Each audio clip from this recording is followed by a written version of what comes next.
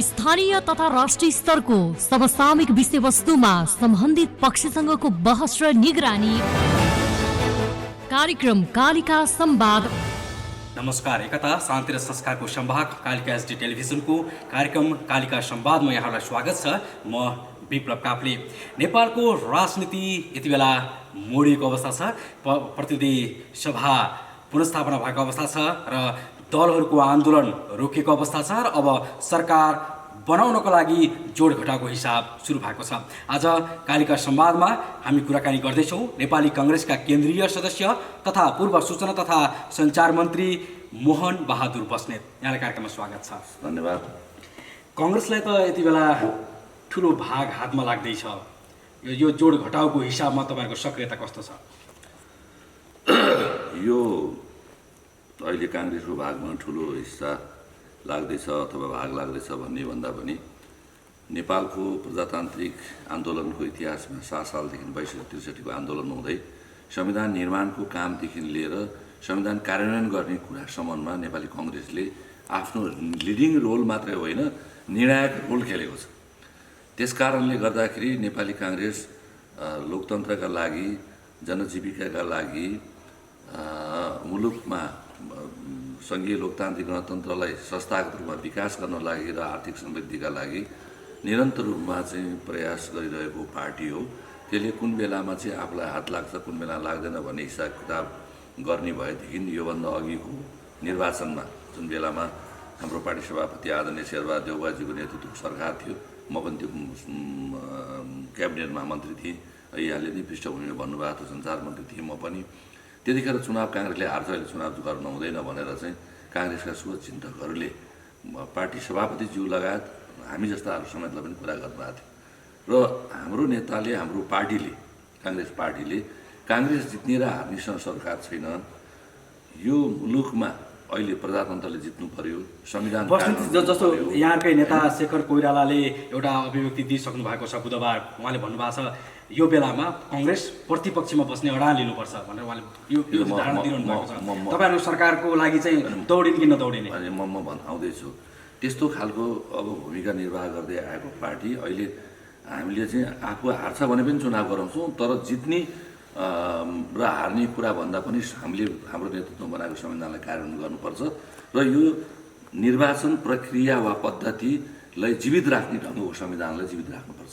चुनाव त भोलि पनि हुन्छ नि भन्ने किसिमले काङ्ग्रेस अगाडि बढेको पार्टी हो र अहिले जहाँसम्म को जुन परिवर्तनको कुरा छ, अहिले हालसालकै कुरा हो कि प्रधानमन्त्री केपी ओलीजीले प्रतिनिधि सभा भङ्ग गरेर चाहिँ अब ताजा जनादेशमा जाने भन्ने किसिमले उहाँहरूले चाहिँ त्यो जुन भङ्ग गर्नुभयो, जुन कुराले सर्वोच्च अदालतमा यसले चाहिँ प्रवेश पायो, सामान्य सर्वोच्च अदालतले यसलाई पुनर्स्थापित गरिदिएको अवस्था छ। नेपाली काङ्ग्रेसले हिजो निर्वाचन हुन्छ भने पनि हामी निर्वाचन जान तयार छौँ, प्रतिनिधि सभा पुनर्बहाली हुन्छ भने पनि हामी यसलाई स्वागत गर्छौँ भनेर चाहिँ भनेको थियो र यो पुनर्बहाली हुने बित्तिकै सबभन्दा पहिला स्वागत नेपाली काङ्ग्रेसले गरेको छ यसको बारेमा पनि। र जहाँसम्म अहिले पार्टीका केही नेताहरूले चाहिँ चुनावमा सरकारमा जानुहुन्छ हुन्न भन्ने कुरा, यो आफ्नो अभिव्यक्तिहरू आउने कुरा त छँदैछ। राजनीतिक वृत्तमा एउटा चर्चा के छ भन्दाखेरि ओली समूह र प्रचण्ड माधव समूहले तपाईँहरूलाई भागबन्डाको लागि तानातान गरिरहेको छन् भन्छन्। खास भित्रीको रहस्य तपाईँले ठिक कुरा भन्नुभयो। अब टेलिफोन जान थालिसक्यो। पार्टी सभापतिज्यू कहाँ चाहिँ अब चाहिँ सके आफूलाई समर्थन गरिदियोस्, नभए काङ्ग्रेस चाहिँ नेतृत्वमै सरकार बनाओस् भन्ने किसिमको मनसायहरू हामीले बुझ्न थालेका छौँ होइन। तर यसको आधिकारिक धारणा चाहिँ पार्टीले निर्णय गरेर ल्याउला। त्यो आधिकारिक धारणा यदि कांग्रेसले साथ दिएन र संसदलाई बचाउन यदि चाहेन भने र कांग्रेस चाहिँ प्रतिपक्षमा बस्यो भने फेरि जाने त विघटनकै बाटो हो। अब तपाईँहरूले संसद बचाइदिने कि सत्तामा जाने कि के छ? होइन, यसमा काङ्ग्रेसले यतिखेर धेरै गम्भीर, तपाईँले एकदमै गम्भीर प्रश्न गर्नुभयो र काङ्ग्रेसले यतिखेर गम्भीर भएर सल्लाह गरेर सोचेर निर्णय गर्नुपर्छ। हजुर है, त्यो कुरा के हो भन्दाखेरि अहिले काङ्ग्रेस सत्तामा जानुहुन्न भनेर काङ्ग्रेस पार्टीकै नेताहरूले भन्नुभयो जस्तै गरी काङ्ग्रेस सत्तामा गएन भने प्रतिनिधि सभा चाहिँ फेरि भङ्ग हुने अवस्थामा त छैन त। सबभन्दा ठुलो पार्टी, त्यस कारण यसको मतलब जानुपर्छ। 138 पुर्याउन त गाह्रो छ। त्यही त, यसको मतलब फेरि जानुपर्छ भने होइन है। म जानुहुन्न भन्ने लाइनको मान्छे म पनि हो, त कुन कन्डिसनमा जाने भन्ने मेरो आफ्नो धारणा छुट्टै छ। यहाँहरू चाहिँ गृहमन्त्री र अर्थमन्त्री पायो भने त्यो होइन। कुरा के हो भनेदेखि चाहिँ संविधानले हिजोका दिनमा म पनि एकजना यो दस्तखत गर्ने संविधान दस्तखत गर्ने सभासद मध्येको म पनि एकजना हुँ। यो प्रतिनिधि सभा भङ्ग गर्ने जुन परिस्थिति बन्यो यो परिस्थितिको हक जुन प्रयोग गरे प्रधानमन्त्रीलाई थिएन अथवा विद्यमान संविधानको कुनै पनि धारामा टेकेर वा उपधारामा टेकेर यो विघटन भएको होइन। र अहिले पार्टीभित्र चाहिँ तपाईँले नै भन्नुभएको जस्तो गरी एकाथरी नेताहरूले चाहिँ सरकारमा जानुहुन्न भनिरहेको अवस्था, अर्को थरी फेरि सरकारमा काङ्ग्रेस गएन भनेदेखि चाहिँ फेरि प्रतिनिधि सभा भङ्ग दिन आउनसक्छ। अब विकल्प भने के त, सबभन्दा पहिला राष्ट्रपति ज्यू जतिसुकै विवादित भइसक्नुभयो तैपनि प्रक्रियागत रूपमा अब सबभन्दा ठुलो पार्टीलाई सरकार बनाऊ भन्नुपर्ने होला होइन। त्यतिखेर सबभन्दा ठुलो पार्टी को भन्दाखेरि अब अहिलेको अवस्थामा चाहिँ नेकपा नै हो। अब नेकपाको फुटिसकेको अवस्था पनि छैन, चुनाव चिन्ह एकअर्काले पाएको अवस्था नै होइन, पार्टी फुटेर दुईवटा भएर चाहिँ अब आएको अवस्था पनि होइन।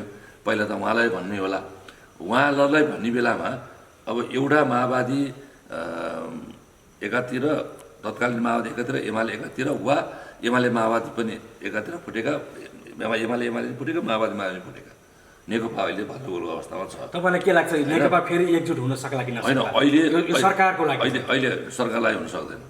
सरकारलाई किन हुन सक्दैन भनेदेखि यहाँभन्दा ठुलो नाटक त केही भएन भएर नेपाली जनता त्यसै पनि अब त विचार बसेका छन्। उनीहरूलाई भोट हालेका मान्छेहरू लाखौँको सङ्ख्यामा उनीहरूलाई भोट नहाली यहाँ पुगिसकेका छन्। फेरि यदि यही हाडको लागि लडाइँ गर्ने, लिने र दिने, खान पाउने र नपाउने, अब पैसा कमाउने नपाउने बिचको लडाइँ हो भन्ने कुरा सबलाई परेको छ। फेरि अहिले सत्तामा जाने बेला फेरि मिले जस्तो गऱ्यो भने त यो कम्युनिस्टहरू कति टुक्रा हुने हो थाहा छैन। बस्नेतजी जस्तो संसद पुनर्स्थापना भएको भोलिपल्टको दिनलाई निहाल्यो भने प्रचण्ड माधव समूहले देशभरि खुसियाली मनायो, कङ्ग्रेसले के गर्यो? जनताले त्यो प्रश्न गरिरहेका छन्। सुन्नुहोस्, म यो कुरा पनि म भनौँला, त्यसपछि आएर म तपाईँको अहिलेको प्रश्नको उत्तर अलिकति बाँकी छ। र अब अहिले आएर सरकारमा चाहिँ उहाँहरूले नेतृत्व गर्ने अवस्था संयुक्त रूपमा चाहिँ छैन। नभइसकेपछि केपी ओलीजीलाई माधव प्रचण्डजीले ज्यान गए समाधान गर्नुहुन्न, माधव प्रचण्डजीलाई पनि केपी ओलीजीले गर्नुहुन्न। त्यसपछि यो ठुलो पार्टीको रूपमा चुनाव के अरे यो सरकारमा आउने हैसियत राख्दैन। त्यसपछि काङ्ग्रेसलाई भन्ने हो, मैले बुझेसम्म काङ्ग्रेस पनि जाँदैन। अब त्यसपछि त्यो पनि अब पार्टीले एउटा निर्णयमा पुग्ला, मेरो व्यक्तिगत धारणा हो यो चाहिँ। त्यसपछि आएर फेरि संवैधानिक सङ्कट आउँछ, मधेस केन्द्रीय दलहरूले पनि नेतृत्व गर्न सक्ने कुरा भएन। नभएपछि फेरि संविधान, फेरि के अरे यो प्रतिनिधि सभा फेरि चाहिँ विघटन हुने स्थिति आउँछ। त्यसपछि वीरेन्द्र रिजालले केही दिन पहिले संसद पुनर्स्थापना हुनुभन्दा पहिले उहाँले भन्नुभएको थियो, समाचारहरूमा आएको थियो, देउवा र पौडेल मिल्यो भने र संसद पुनर्स्थापना भए पनि 6 महिनापछि हामी चुनावमा जान सक्छौँ भन्नुभएको थियो नि। त्यो उहाँले केलाई इङ्गित गर्न खोज्नुभएको? सुन्नु न, त्यसरी हामीले चाहिँ मिले काङ्ग्रेस कम्युनिस्ट मिल्यो भने यसो हुन्छ, काङ्ग्रेस मिल्यो भने यसो हुन्छ भन्ने कुराको पक्षमा म चाहिँ छैन।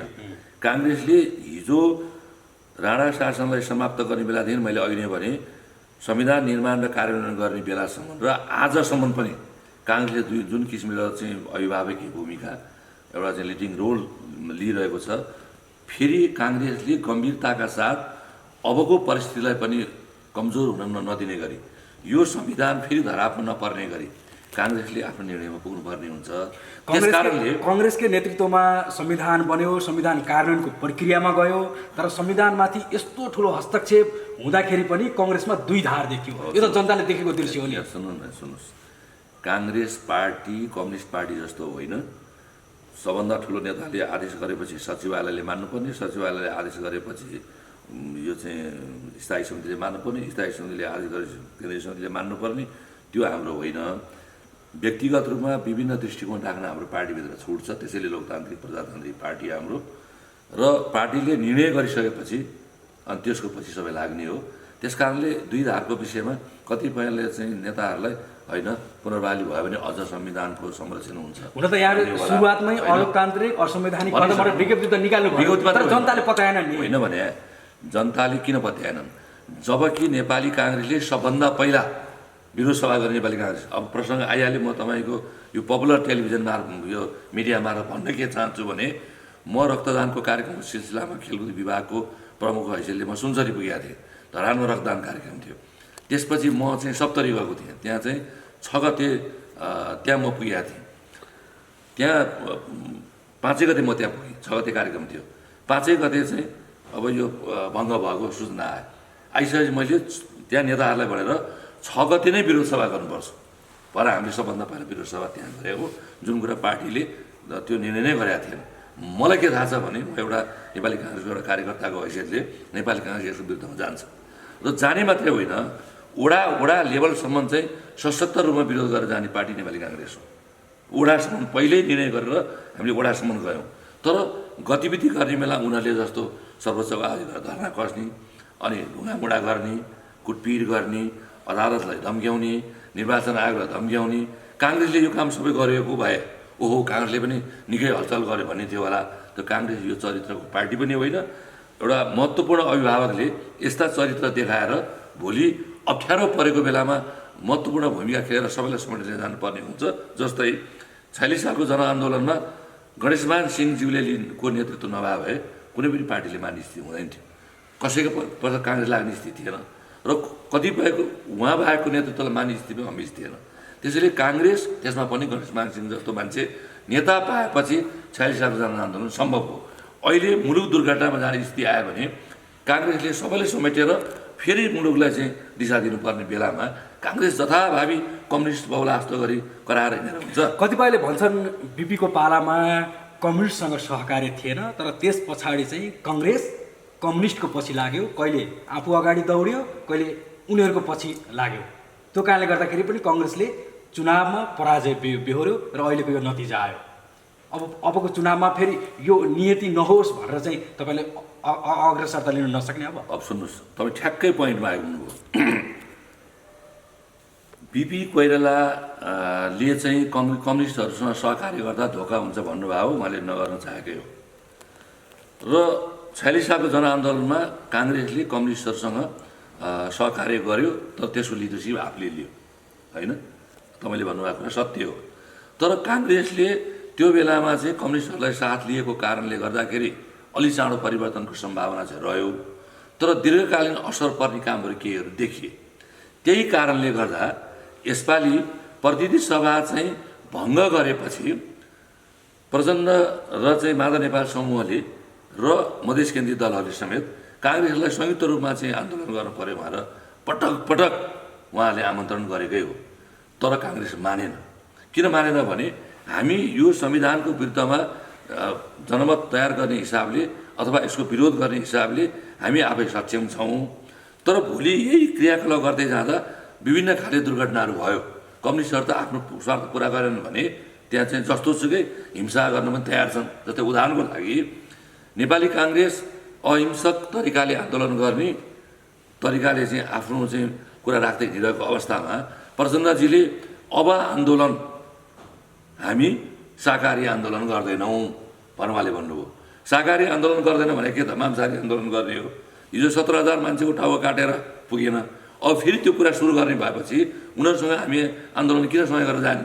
त्यस कारणले गर्दा पार्टीभित्र पनि उनीहरूसँग मिलेर जानुपर्छ भनेर रामचन्द्र दाइले भने हो नि। तर सभापतिज्यू मान्नु भएन नि। सभापतिज्यू मान्नु भएन। नमानेको कुरा किन ठिक भयो भन्दाखेरि उहाँले त्यति बेलामै हामी अब शाकाहारी आन्दोलन गर्दैनौँ, मांसाहारी आन्दोलन गर्छौँ भनेको। अब काटमार सुरु हुने भयो। कम्युनिस्टले काटमारको राजनीति गरेर आफ्नो स्वार्थपूर्तिका लागि, त्यो पनि यहाँ मुलुकमा राजनीतिक परिवर्तनको कुरा, जनताका परिवर्तनको कुरा, जनताका हक अधिकार संरक्षण गर्ने कुरा भन्दा पनि केपी ओलीजीकै भाषामा र प्रचण्डजीकै भाषामा खाना पाउने र खाना नपाउने, पद पाउने र नपाउनेको चाहिँ लडाइँ हो नि। यो त पैसा कमाउने नपाउने लडाइँ। शेरबहादुर देउवाले बुधबार एउटा आफ्नो अभिव्यक्ति दिने क्रममा भनेको खबर अनुसार उहाँले सर्वोच्च अदालतले अन्तरिम आदेश दिएको छैन यो निर्वाचनको बारेमा, त्यही भएर निर्वाचनको सम्भावना छ भनेर बोल्नु भएको छ। उहाँले चाहेको भित्रबाट चुनाव हो। होइन, सुन्नु न, अब एउटा कुरा त अघि तपाईँले कुरा बिचमा रोकिदिनु हो कि काङ्ग्रेस किन चुलाएर बस्यो, उनीहरूले दीपावली गरे भन्ने पनि भन्नुभएको छ। म त्यो कुरा टुङ्गिदिन्छु। सबभन्दा पहिला सर्वोच्च अदालतको फैसलालाई स्वागत गरेकै नेपाली काङ्ग्रेसले, त्यो सबभन्दा पहिलो विज्ञप्ति नेपाली काङ्ग्रेसबाट आएको छ। भनेपछि फेरि जुलुसै निकालेर चाहिँ अब हिँड्नुपर्ने कुरा छैन यसमा। र देशभरि काङ्ग्रेसले समर्थन गरेको छ। हामी जस्ता कार्यकर्ताहरूले पनि यसको चाहिँ समर्थनमा हामीले आफ्नो अभिव्यक्तिहरू दिइसकेका छौँ र हामीभन्दा पनि जिल्ला सबै ठाउँमा दिइसकेका छ होइन। यो पक्षमा मैले यति भन्न चाहेँ। र त्यसपछि अर्को कुरा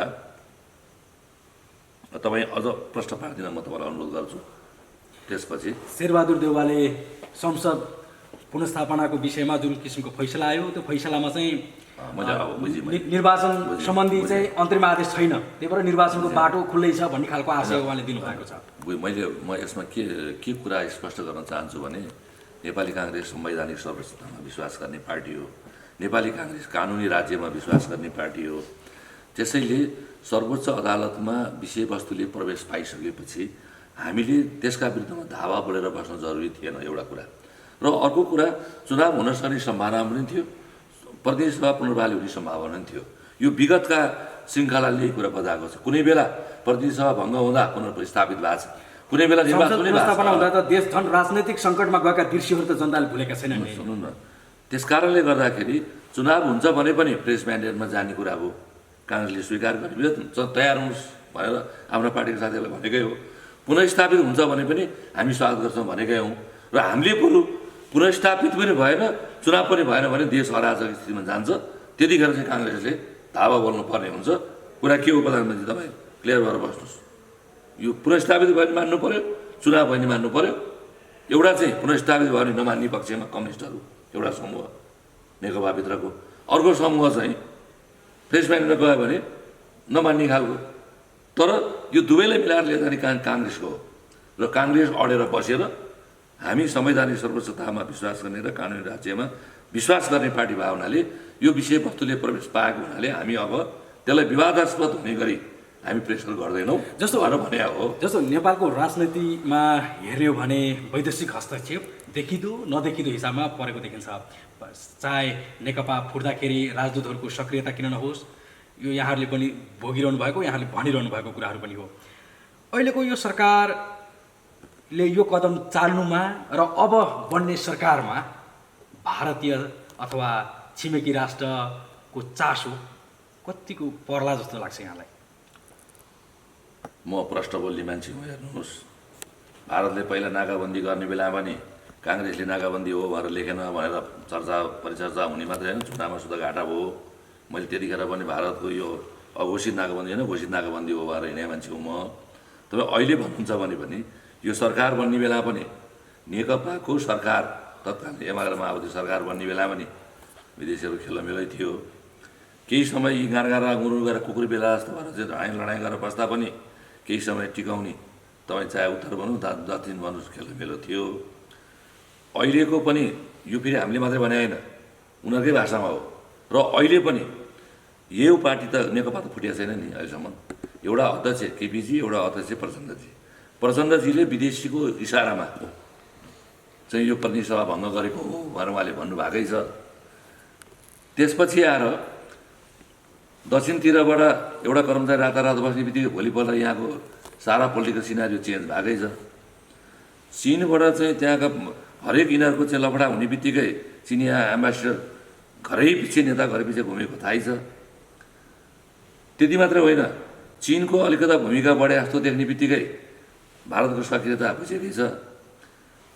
चिनको चाहिँ भारतको यो प्रतिनिधि सभा भङ्ग हुने बित्तिकै भारतका नेता मात्रै होइन, त्यहाँका बालवाला कर्मचारी, भूतपूर्व कर्मचारी, मिडियाले अब चिनिया हस्तक्षेप चाहिँ कम भयो, चिनिया चलेर कम भयो भनेकै छ। यो भन्नुपर्ने कुरा, लाज मान्न पर्ने कुरा, डराउनु पर्ने कुरै छैन। हामी प्रष्ट भाषामा चाहिँ हाम्रो यो देशको माटो जोगाउन सके, भूगोल जोगाउन सके, राष्ट्रियता जोगाउन सके, सबै चिज जोगाउन सकेन, यहाँ नेता हुने हो, दल हुने हो, यहाँ चाहिँ राजनीति हुने हो। त्यस कारणले गर्दाखेरि कुनै न कुनै ढङ्गले यहाँको यो कम्युनिस्टको सरकार बनेपछि बन्ने बेलादेखि अहिलेसम्मको यो जुन किसिमका घटना परिघटनाहरू हुँदै गए त्यसमा विदेशीहरूको चलखेल भइरहेको छ। मात्रै होइन, भारत विदेशीको गोटी बनेर प्रतिनिधि सभा भङ्ग गर्नुभयो यो केपीजीले भनेर उहाँकै पार्टीले भनिरहेको छ भने हामीले त्यो कुरालाई पत्याउनु पर्ने स्थिति छ नि। हस्, व्यस्त समयको बावजुद पनि यहाँसँग भलाकुसारी गर्ने अवसर पायौँ, एकदमै आभारी छौँ। र मलाई पनि हाम्रो शिव पौडेल तरुण दलको नेता जसलाई हत्या गर्ने मान्छेहरूलाई नेकपाको सरकारले जुन ढङ्गबाट चाहिँ जबरजस्ती उन्मुक्ति दिने काम गरेको छ। त्यसका विषयमा पनि हामी यहाँ केही साथीभाइसँग भेटघाट कुराकानी छलफल गर्ने उद्देश्यले चाहिँ हामी आउने बेलामा मलाई तपाईँको यो पपुलर सञ्चार माध्यममा आएर केही कुरा राख्ने मौका दिनुभयो। त्यसैले व्यक्तिगत रूपमा तपाईँ, क्यामराम्यान साथी र यो होल तपाईँको परिवारलाई म हार्दिक धन्यवाद दिन चाहन्छु। धन्यवाद। कालिका एसडी टेलिभिजनको कार्यक्रम कालिका संवादमा आज हामीले नेपाली कङ्ग्रेसका केन्द्रीय सदस्य तथा पूर्व सूचना तथा सञ्चार मन्त्री मोहन बहादुर बस्नेतसँग अब संसद पुनर्स्थापना भएपछि कङ्ग्रेसको भूमिका के हो भन्ने विषयमा रहेर कुराकानी गऱ्यौँ। विप्लव काफले बिदा हुन्छु। स्थानीय तथा राष्ट्रिय स्तरको समसामयिक विषयवस्तुमा सम्बन्धित पक्षसँगको बहस र निगरानी कार्यक्रम कालिका संवाद